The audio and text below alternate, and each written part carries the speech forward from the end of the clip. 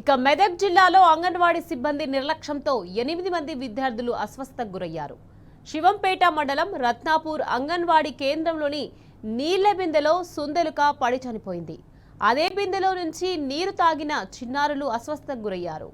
నీటి బిందెను పరిశీలించిన అంగన్వాడీ సిబ్బంది విద్యార్థులను హుటాహుటిన నర్సాపూర్ ప్రభుత్వ ఆసుపత్రికి తరలించారు. వైద్య పరీక్షలు నిర్వహించిన వైద్యులు పిల్లలను అబ్జర్వేషన్లో ఉంచారు.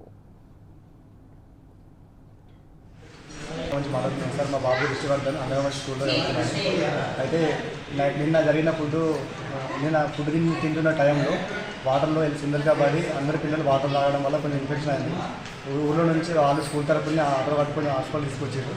ఆ ట్రీట్మెంట్ అందించిన తర్వాత కూడా కొంచెం అందరి పిల్లలు కొంచెం బాగున్నారు. మా వాడికి ఏమైందో కొంచెం బాగా ఇన్ఫెక్షన్ అయింది.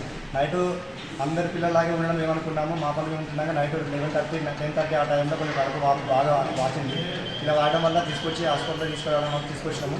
మళ్ళీ ఒక 2 ఇంజెక్షన్స్ గ్లూకోజ్ పెట్టి కొంచెం ఫీవర్ అయినట్టు కొడుతుంది, కానీ మళ్ళీ ఒక 2-3 అవర్స్ తర్వాత మళ్ళీ కొత్త ఉబ్బినట్టు అనిపిస్తుంది. కొంచెం మంచిగా కేర్ తీసుకొని మంచిగా వస్తే బాగుంటుంది అనుకుంటాము. ఇదంతా మెయిన్ అంగన్వాడీ ఆయమ్మ కానీ అక్కడ ఉన్న టీచర్స్ వాళ్ళ నిర్లక్ష్యం.